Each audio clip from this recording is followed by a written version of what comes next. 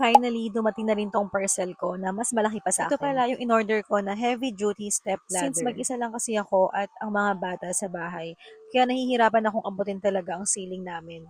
Sobrang taas naman kasi talaga at kahit magpalit ka ng ilaw, ang hirap abutin. Kailangan mo pa ng upuan para tungtungan. Kahit nga upuan, hindi ko pa din abot ang ceiling namin. At sobrang delikado pa. Buti na lang, may ganito na. Hindi siya super bigat, pero ramdam mong matibay siya. Kaya nga, nung nakita ko to, hindi na ako nagdalawang isip mag-check out. Tatlo pala yung color nito. May white, red, and black. Iba-iba din yung number of stairs. Depende sa kailangan mo. 6 stairs pala itong sa akin. Hindi siya super bigat, pero napakatibay niya. Gawa ito kasi sa high quality iron, kaya heavy duty talaga siya. Foldable siya, kaya madaling itago kahit saan. Kaya no more hirap sa pag-abot ng matataas. Kaya sobrang useful nito, lalo na kung meron kang area na hindi mo maabot. Isa ito sa magandang investment na gamit sa bahay.